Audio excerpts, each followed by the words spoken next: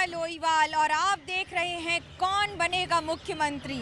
आज हुगली से, क्योंकि ये है हुगली ज़िला जिसने आज 31 ज़िलों में पश्चिम बंगाल में से एक था जहां आज मतदान की प्रक्रिया संपन्न हो रही है इसलिए क्योंकि अभी भी मतदान कई इलाकों में जारी है। और उसके साथ साथ ये भी ध्यान में रखना होगा कि आज जो 31 सीटों पर मतदान हुआ है उसमें कहीं झड़प, कहीं मारपीट, कहीं उम्मीदवार पर हमला तो कहीं मारपीट इस तरह से जिसने हिंसा का एक ऐसा चेहरा बना लिया जिस तस्वीर को पश्चिम बंगाल के साथ संबोधित किया जा रहा है। मैं इस समय हूँ हुगली नदी के किनारे, क्योंकि नदी ही बता रही है कि बंगाल में बहाव किस तरफ है, कटाव किस तरफ है। और ये नदी जा रही है हुगली से कोलकाता। और आपको बता दें कि कोलकाता में ही फैसला होगा कि आखिरकार बंगाल की सत्ता पर कौन काबिज होगा। लेकिन दिलचस्प होगा देखना, क्योंकि ग्रामीण बंगाल फैसला करेगा कि आखिरकार बंगाल में राज कौन करेगा। ये तो बातें हुई आज की, लेकिन आज सारे दिन में क्या हुआ, कहाँ हुआ हमला, कहाँ हुआ पलटवार, क्यों ममता बनर्जी बिफरी और क्यों प्रधानमंत्री मोदी ने फिर एक बार कह दिया उन्हीं दो शब्दों को बार बार, सुनिए इस खास रिपोर्ट में।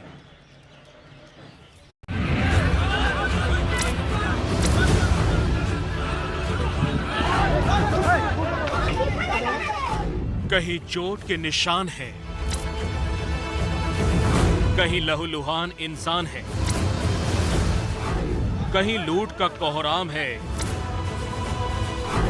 तो कहीं फायरिंग के बाद सहमा हुआ सन्नाटा है। कुछ ऐसी है पश्चिम बंगाल के चुनाव की रक्त रंजित तस्वीर, जहां चुनावी वादों और हर जीत के दावों से ज्यादा हिंसा का शोर सुनाई दे रहा है। टीवी स्क्रीन पर दिख रही इन तस्वीरों में भयानक शोर के बीच एक महिला खेतों से होते हुए जाती दिख रही है। ये कोई और नहीं बल्कि हुगली के आरामबाग से टीएमसी की उम्मीदवार सुजाता मंडल हैं। और यहाँ से जो लोग सुजाता के पीछे हैं उनमें से किसी के हाथ में डंडा है तो किसी के हाथ में चाकू। आरोप है कि सुजाता पर बीजेपी के समर्थकों ने हमला किया और उनके निजी सुरक्षाकर्मी के सिर पर चोट आई है। हमारा आरंडी में हमारा कर्मी लोगों को मार के माथा फटा दिया, सर तोड़ दिया उन लोगों को। एक आदमी का देख रहे हाथ से खून निकल रहा था। ऐसे करके बहुत सारा टर्चर और संतरास का जो पॉलिटिकल मतलब दिखा रहा है ये लोग पॉलिटिक्स, ये सोच रहा है कि ऐसे गंदगी करके ये आरामबाग सीट मतलब हासिल हो जाएगा। सुजाता मंडल पश्चिम बंगाल की आरामबाग विधानसभा सीट से तृणमूल कांग्रेस की उम्मीदवार हैं, तो वहीं दूसरी ओर सौमित्रो खां बीजेपी से सांसद हैं। दिसंबर में ही सुजाता ने बीजेपी छोड़कर तृणमूल कांग्रेस का हाथ थामा था, उसके बाद उम्मीदवार भी बन गई। लेकिन जो घटना हुई है सुजाता के साथ वो बूथ नंबर 268 पर हुई है, और यही बूथ है जो आरामबाग में सबसे ज्यादा विवादास्पद रहा है। अब तृणमूल कांग्रेस ने इसके खिलाफ चुनाव आयोग में शिकायत भी दर्ज करा दी है, लेकिन बीजेपी कह रही है कि यह सब नाटक है। अब बंगाल में बवाल वाले चुनाव की ये दूसरी तस्वीर देखिए, जहां बीजेपी ने टीएमसी पर हिंसा करने का आरोप लगाया है। दक्षिण 24 परगना की बरुई पूर्व सीट की तस्वीरें हैं, जहां सोमवार रात से ही बमबाजी तक की खबरें सामने आ रही हैं। दक्षिण 24 परगना की सरीसा में लोगों ने आरोप लगाया कि टीएमसी के गुंडे मुस्लिम मतदाताओं को वोट नहीं करने दे रहे। और इतना ही नहीं, आरोप ये भी है कि मतदान केंद्र में टीएमसी समर्थक बम लेकर बैठ गए। आप अभी कह रहे थे जबकि उसके वहाँ पर बम है, गोला है। हाँ, बम है, पिस्तौल है, सब है उसी का पास।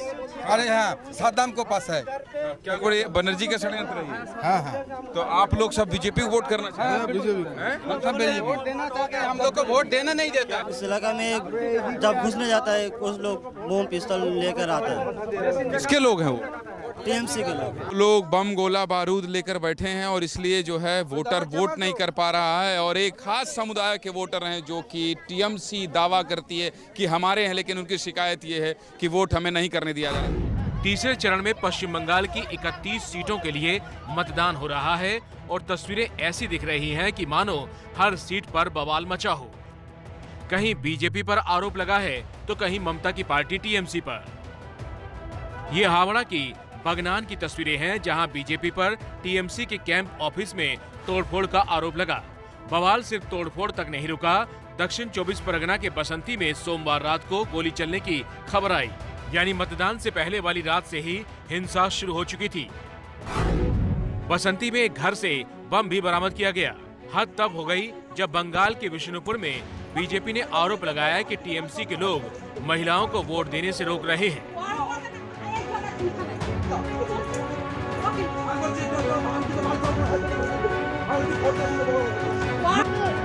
हिंसा को लेकर सबसे ज्यादा सुर्खियों में दक्षिण 24 परगना जिला रहा, जहां मोगरा हाट में आईएसएफ और टीएमसी उम्मीदवारों के बीच कहासुनी की तस्वीरें सामने आई।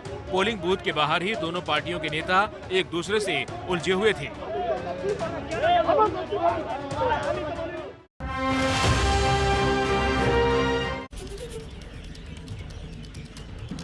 रक्त रंजित राजनीति का ये चेहरा और उसके साथ रणनीति भी, लेकिन इन दोनों के बीच में आज अगर कोई था सबसे शक्तिशाली तो वो थी जनता, वो मतदाता जो अपने घर से निकलकर पोलिंग बूथ पर आकर आज मत का उपयोग और प्रयोग कर रहा था। लेकिन इसके साथ साथ जो तस्वीर आई है आज बंगाल की 31 सीटों से, मैं खुद आज हुगली में थी सारे दिन।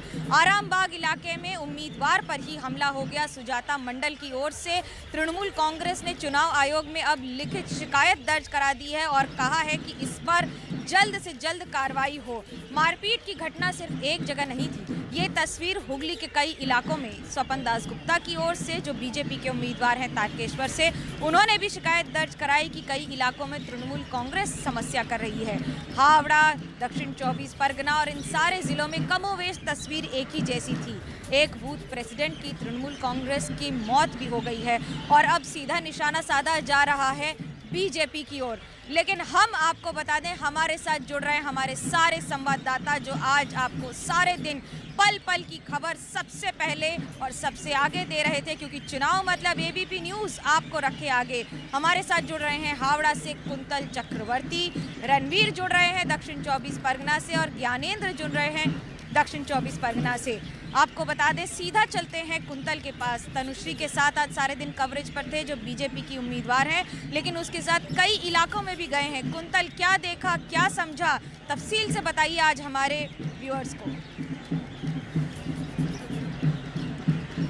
मुझे लगता है आज दिन के अंत पर आप कह सकते हैं कि मैन ऑफ द मैच है जो जनता है, वही मैन ऑफ द मैच है, क्योंकि इतना कुछ हुआ, इतना रक्त रंजित जो राजनीति देखने को मिला है। 4 से 5 जो उम्मीदवार हैं अलग अलग पार्टियों के, वो घायल हुए हैं। कई जगहों पर कार्यकर्ता बीजेपी और तृणमूल कांग्रेस के घायल हुए हैं। आईएसएफ और तृणमूल के बीच में झड़प हुई है, हंगामा चारों तरफ। इसके बीच में आके लोगों ने जिस तरह से मतदान किया, दिन के अंत में मुझे लगता है वही मैन ऑफ द मैच है। आज देखिए पोलिंग परसेंटेज कम हो गया है। पिछले दो चरणों में क्या हुआ था, 80% से ज़्यादा पोलिंग परसेंटेज था, 84-85% तक पोलिंग परसेंटेज पहुँच गया था, लेकिन आज 77% से थोड़ा ज़्यादा है और दक्षिण 24 परगना में 76% से थोड़ा ज़्यादा है। तो पश्चिम बंगाल का जो स्टैंडर्ड है, स्टैंडर्ड से मुझे लगता है 7 से 8% मतदान कम हुई है। वजह यही है कि इतना हिंसक राजनीति, इसी वजह से पोलिंग परसेंटेज कम हुई है। पिछले 2016 की देखिए, 2011 की देखिए, 2006 की देखिए, पिछले 15 सालों में अगर ये परसेंटेज को देखा जाए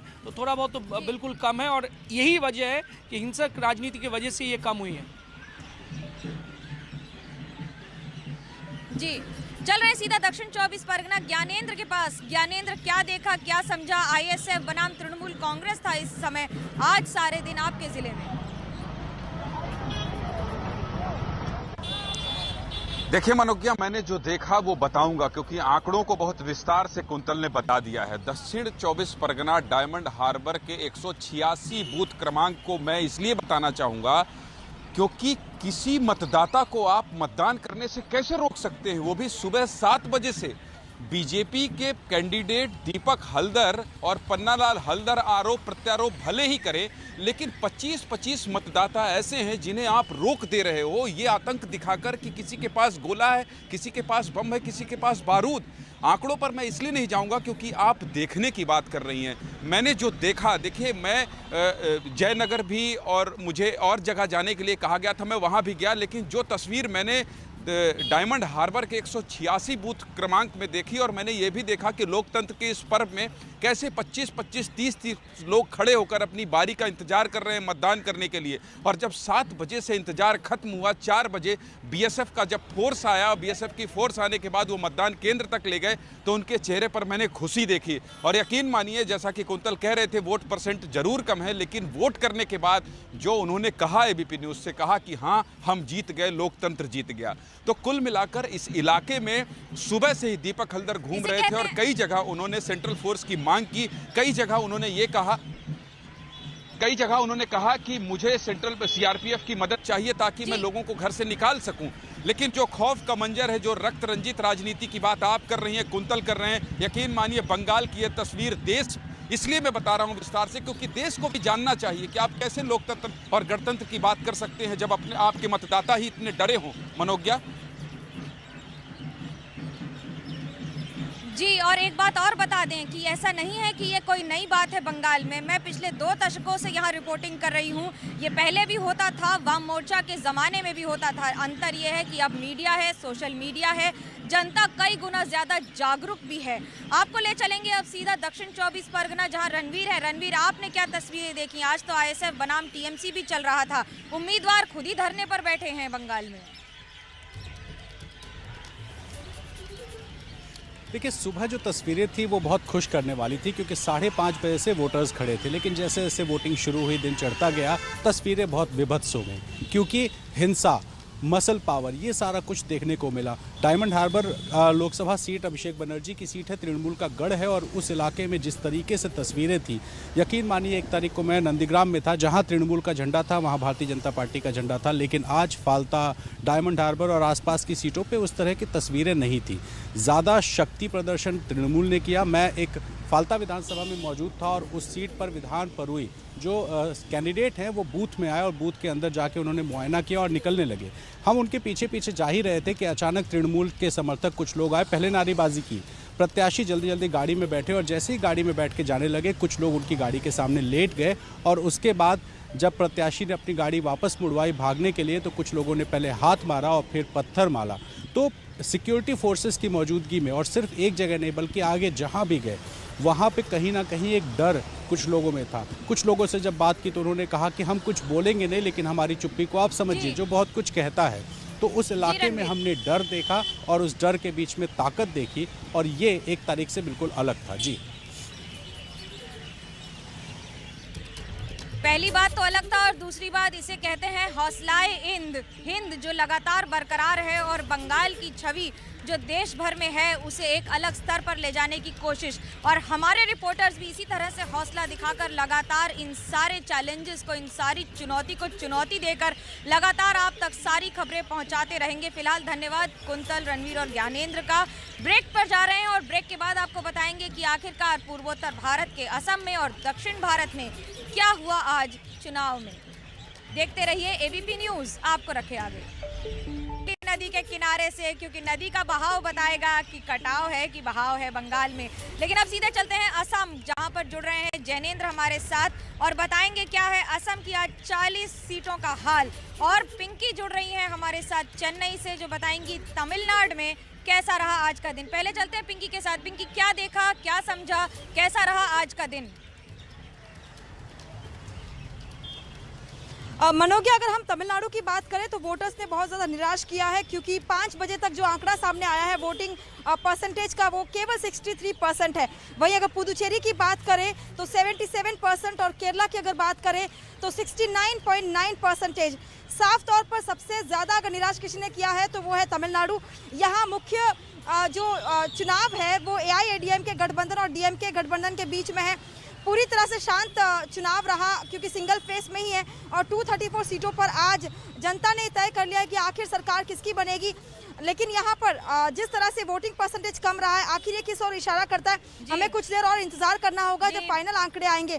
लेकिन साफ तौर पर पुदुचेरी में बहुत ही ज़्यादा रिकॉर्ड वोटिंग जो है वो फिलहाल एक्सपेक्ट की जा सकती है।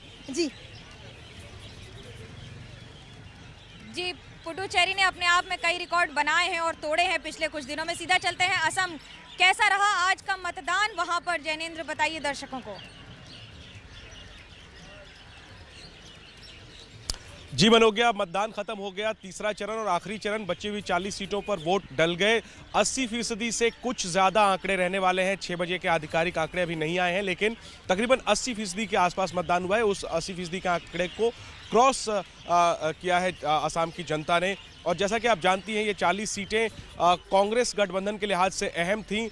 उनका गठबंधन जो है बेहद मजबूत रहा। बोडो इलाके में किस तरह की वोटिंग हुई है वो तय करेगा 2 मई को कि किसकी बनेगी सरकार। लेकिन शांतिपूर्वक और अच्छे वोटिंग परसेंटेज के साथ असम में तीसरे चरण का मतदान खत्म हो गया है और असम का मतदान खत्म हो गया। असम की किस्मत जो है वो ईवीएम में कैद हो गई है। 2 मई को पता चलेगा। अगर शाम में जब ईवीएम स्ट्रांग रूम में जा रहे हैं, पिछले फेज में कुछ ऐसी खबरें आई थी, अगर इस तरीके की कोई खबरें कल तक देखने को नहीं मिली तो कुल मिलाकर के असम का जो मतदान है वो शांतिपूर्वक संपन्न हो गया। अब 2 मई का इंतजार यहाँ भी सबको है और जाहिर सी बात है 5 राज्यों का चुनाव जब खत्म होगा उसका इंतजार सबको है। जी जैनेंद्र जी, दिलचस्प होगा देखना कि lower Assam, upper Assam, Barak valley, Brahmaputra valley, लेकिन इन सब के बीच में लौटेंगे एक छोटे से ब्रेक के बाद और आपको बताएंगे कि क्यों हो रही है फिर एक बार टकरार ममता बनाम मोदी पश्चिम बंगाल में। रुकते हैं एक छोटे से ब्रेक के लिए। देखते रहिए कौन बनेगा मुख्यमंत्री एबीपी न्यूज पर, आपको रखे आगे। स्वागत है आपका कौन बनेगा मुख्यमंत्री में। आपको बता दें कि आज सारे दिन तीसरे चरण का मतदान पश्चिम बंगाल और असम में चल रहा था, लेकिन बंगाल में चौथे चरण के लिए तैयारी है और हुंकार भरी प्रधानमंत्री नरेंद्र मोदी ने सीधा कूच बिहार में एक के बाद एक सीधा निशाना साधा ममता बनर्जी पर। लेकिन मुख्यमंत्री ममता बनर्जी ने भी इस बार सिर्फ जवाब नहीं दिया, नए सवाल खड़े कर दिए और पूछा सीधे प्रधानमंत्री नरेंद्र मोदी और बीजेपी से। देखिए आखिरकार क्या हुआ इस प्रचार के राउंड 4 में ममता बनर्जी वर्सेस नरेंद्र मोदी में। दीदी दीदी ओ दीदी দিদি ব্যাঙাচি জানেন তো? ব্যাঙাচি মানে আমাকে ভেঙাচ্ছে, আমাকে যত ভেঙাবে আমি তত খুশি। তার মানে আমার ইম্পর্টেন্স আছে বলেই তো ভাঙাচ্ছ না। वार पलटवार का राउंड 4 शुरू हो चुका है। बंगाल के सिंहासन को जीतने के लिए मोदी और ममता के बीच चुनावी घमासान का नया दौर शुरू हो चुका है। गैस का भाव कितना है? नरेंद्र मोदी जी आपको बिना पैसा में गैस देने के लिए बोला था उजाला। अभी गैस का भाव कितना है? 950 रुपया हुआ। आने वाला दिन और जाएगा तो हम बिना पैसा में चावल देगा तो अब 950 रुपया में गैस फुटाएगा, चावल फुटाएगा। बीजेपी को फुटा दीजिए। पश्चिम बंगाल के कूच बिहार में जब प्रधानमंत्री मोदी चुनावी रैली के लिए पहुंचे तो अपने चिर परिचित अंदाज में ममता को संबोधित किया। आदरणीय दीदी ओ दीदी। मोदी के दीदी और दीदी वाले संबोधन से टीएमसी को एतराज है और वो इसे महिलाओं के अपमान से जोड़ चुकी है। लेकिन आज प्रधानमंत्री मोदी की रैली से साफ हो गया कि टीएमसी की रणनीति से बीजेपी ने अपनी स्ट्रेटजी में कोई बदलाव नहीं किया है। अभी हाल ही में आपने कहा कि सभी मुसलमान एक हो जाओ, वोट बंटने मत दो। दीदी आप ये कह रही है, इसका मतलब है कि आपको यकीन हो गया है कि मुस्लिम वोट बैंक की आपकी जो ताकत आप मानती थी वो मुस्लिम वोट बैंक भी आपके हाथ से निकल गया है। आपको पब्लिकली ऐसा कहना पड़ रहा है। इसी से पता चलता है कि आप इलेक्शन हार गई है। प्रधानमंत्री मोदी ने चुनाव आयोग पर ममता के हमले को लेकर भी उन्हें घेरा। आप वैसे तो चुनाव आयोग को गालियां देती रहती हैं, सुबह शाम एक ही बात करती रहती है, लेकिन जो बात आप बोल रही है, अगर हमने कहा होता कि सारे हिंदू एकजुट हो जाओ, बीजेपी को वोट दो, तो दीदी ये इलेक्शन कमीशन हमें 8-10 नोटिस भेज देता।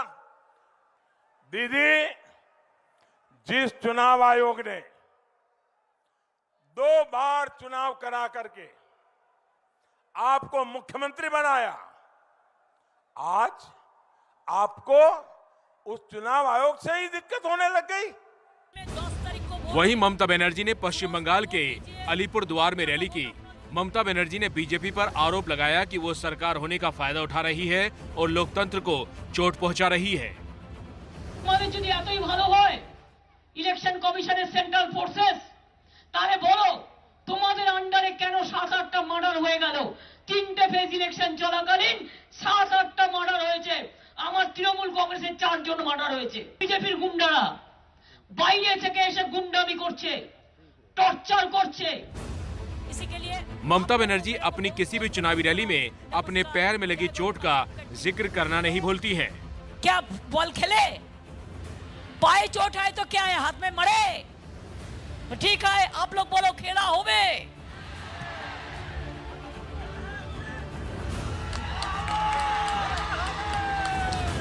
देखलें जीते गेलाम আমরা, खेला होवे। आज तीसरे चरण के मतदान में बंगाल ने अपना रक्त चरित्र भी दिखाया। चौथे चरण का मतदान 10 अप्रैल को है। देश तो यही चाहता है कि बंगाल में चुनाव शांति और पूरी प्रक्रिया के साथ हो, लेकिन बंगाल हर बार पुराने रिकॉर्ड को तोड़ते हुए हिंसा के नए कीर्तिमान स्थापित करता है।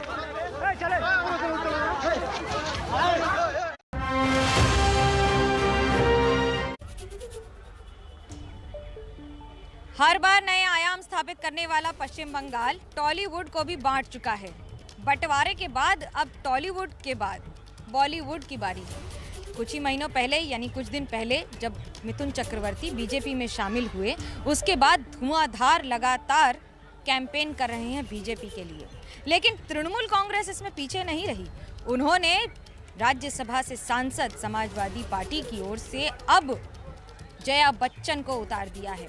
जहां एक ओर बेटी माना जाता है जया बच्चन को बंगाल में, तो वहीं दूसरी ओर बॉलीवुड में भी ये एक बड़ा बंटवारा है जो बंगाल के चुनाव में नजर आ रहा है।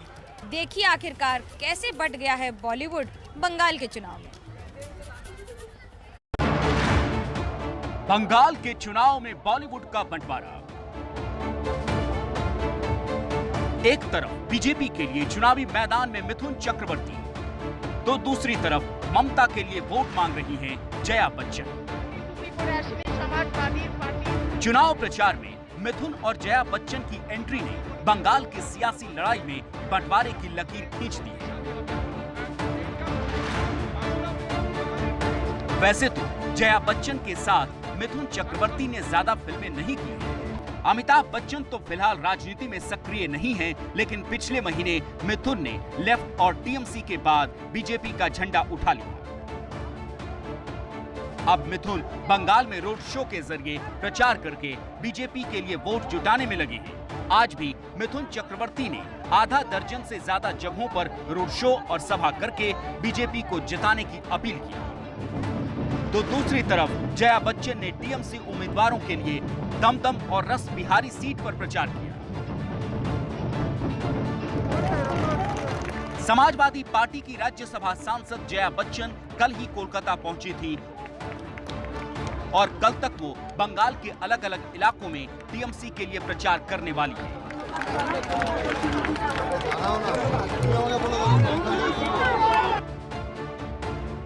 बंगाल में 3 चरणों की वोटिंग हो गई है। अब 5 चरणों के चुनाव होने हैं। 2 मई को सबसे तेज नतीजे आप एबीपी न्यूज पर देखिए।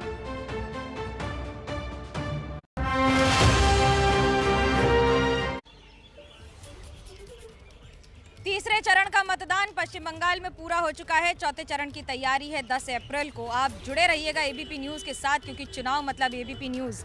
आज कौन बनेगा मुख्यमंत्री में हुगली नदी के किनारे से फिलहाल मेरे साथ इतना ही। जुड़ेंगे आदर्श सीधा बड़ी खबर के साथ। आप देखते रहिए एबीपी न्यूज़, आपको रखे आगे।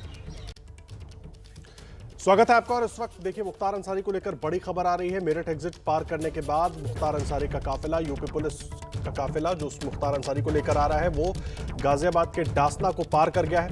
अब ये काफिला ग्रेटर नोएडा की ओर बढ़ रहा है। तस्वीरें भी हम आपको दिखा रहे हैं। मुख्तार अंसारी का काफिला यूपी में प्रवेश कर चुका है। करीब 4.5 घंटे लगे। 2 बजे के बाद रोपड़ जेल से यूपी पुलिस की टीम मुख्तार अंसारी को लेकर निकली थी और बहुत तेजी से बढ़ता हुआ ये काफिला अब ग्रेटर नोएडा की ओर बढ़ रहा है। कुछ ही देर पहले ईस्टर्न पेरिफेरल वे से गाजियाबाद के डासना को पार किया इस काफिले ने और अब ये काफिला ग्रेटर नोएडा की तरफ बढ़ रहा है। और जिस तरीके से ये काफिला यूपी पुलिस का बढ़ रहा है, सीधा बांदा जाकर ही रुकेगा ये काफिला। और इस वक्त एक और बड़ी खबर आपको बता दें, डीएमके की स्टार कैंपेनर कनिमोझी तमिलनाडु में चुनाव से 3 दिन पहले ही कोरोना पॉजिटिव हो गई थी। आज कनिमोझी जब वोट डालने बूथ पर पहुंची तो पूरे बूथ पर कर्मचारियों ने पीपीई किट पहन रखी थी। कनिमोझी ने भी पीपीई किट पहनकर वोट दिया। तस्वीरें हम आपको दिखा रहे हैं। स्टार कैंपेनर थी कनिमोझी और जब आज वोट डालने पहुंची तो तमाम जो कर्मचारी वहां पर मौजूद थे उन्होंने भी पीपीई किट पहन रखी थी और खुद कनिमोझी ने भी पीपीई किट पहनकर अपना वोट दिया।